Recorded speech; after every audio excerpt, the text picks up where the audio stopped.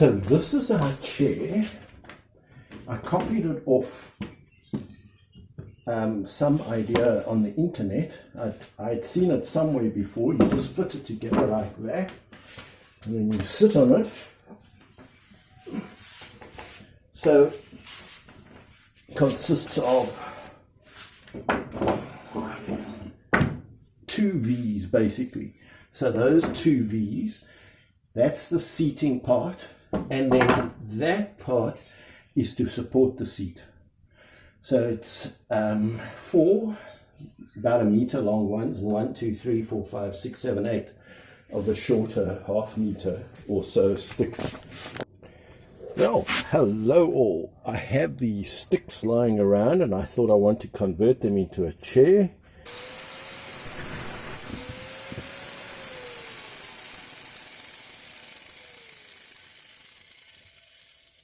So here is the one that we're going to use almost to mark the others and make them the same length. Next we are going to drill holes near the ends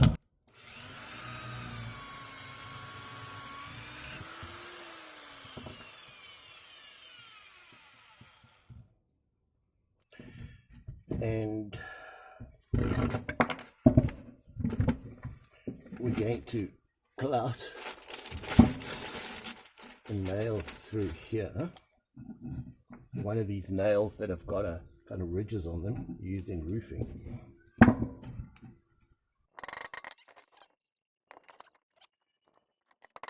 Just see if that's strong enough to.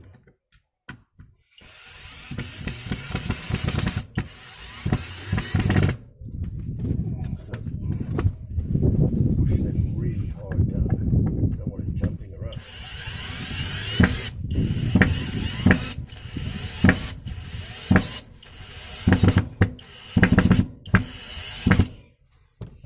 So there's one of them. We have seat and backrest. So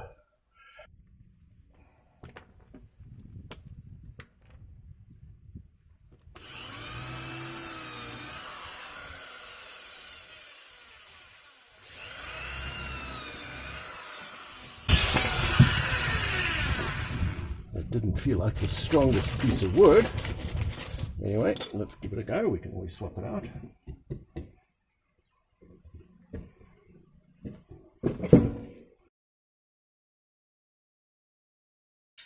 Right, let's go and put our chair together and see if we can sit on it.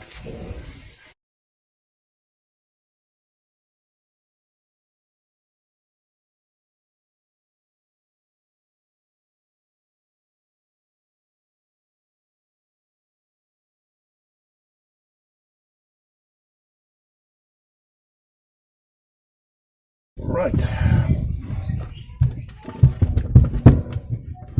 let's see how comfortable this is now.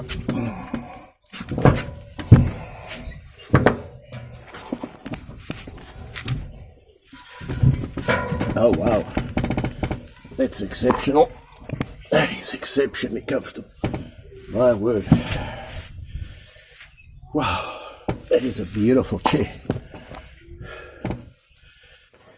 So I know that I faffed around a lot trying to find nails. That wasn't what took the time. Find screws and nails. It's pretty comfortable and pretty sturdy. Yoo-hoo.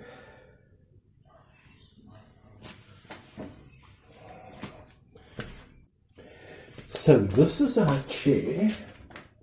I copied it off some idea on the internet. I'd seen it somewhere before. You just fit it together like that, and then you sit on it. So it consists of two V's basically. So those two V's, that's the seating part, and then that part is to support the seat. So it's four about 1 meter long ones, and 1, 2, 3, 4, 5, 6, 7, 8 of the shorter half meter or so sticks. So there's your 2 V's. They're more or less the same size. Then there's 1, 2, 3, 4, 5, 6 sticks that form your seat, and then that helps the base of the triangle, and then that just supports this so that it can fit nicely in there. And there's your fairly sturdy camp seat.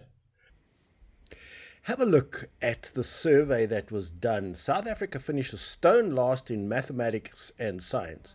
The 2023 Trends in International Maths and Science study revealed that South African learners finished stone last, even though they competed against much younger children. So even though we had older children than the rest of the countries that participated, we still came stone last. Now have a look. The top country in maths: Singapore, Chinese Taipei, Korea, Hong Kong, Japan, Macau, Lithuania, Turkey, England, Poland, Ireland, Romania, Netherlands, Latvia, and somewhere down there is United States. And yet we keep on going. And right at the bottom, South Africa, we scored 362, the last in all of these countries.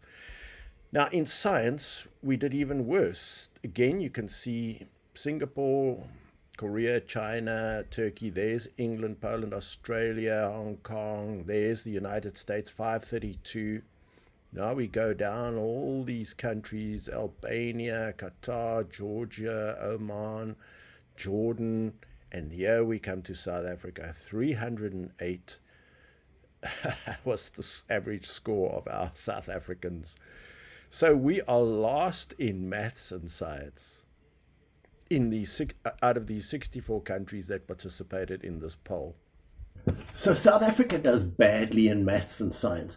I say you can teach maths and science even by something as simple as making a camp chair. Just teach kids triangulation. Look, we're making this chair out of triangles, not squares, parallelograms, rectangles. Here's a triangle. Look how strong it is.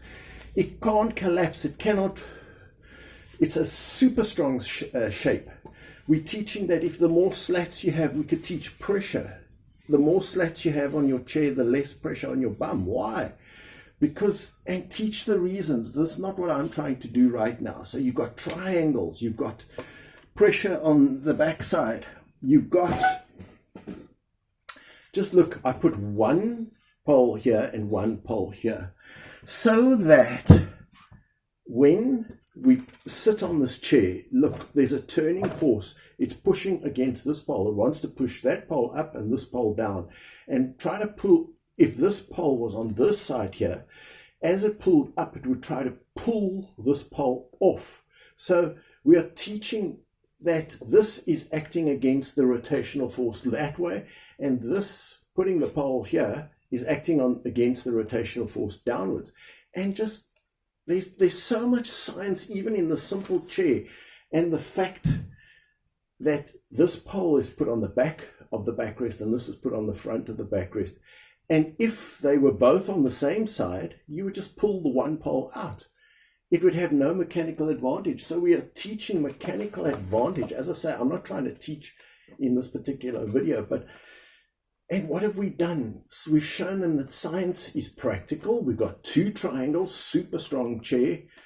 And if you've got a base of 2 points here and 1 point there, can never wobble, you know, like tables that have got 4 chairs, teach them things like this. And we've made a chair out of poles, which is alien vegetation that they could go and collect and bring. So we've solved the problem of alien vegetation. Took an hour for me to make this chair, which was mostly trying to find screws and nails. And we've now got a useful object that I could go out and sell, or in many poorer houses, they haven't got furniture, so they could make their own furniture. Or they could develop entrepreneurial skills and go and sell these chairs. They would be dealing with maths and change and saving money and so on. So, wow. I say every single science or math lesson should have in mind an object that you can use practically in everyday life. Can you imagine how wonderful and relevant and enjoyable and useful that would be, to do science that involves practical objects and often and making them and then selling them, or just deriving the benefit of having furniture in very poor houses that have none. I think it's marvelous. There's science in everything.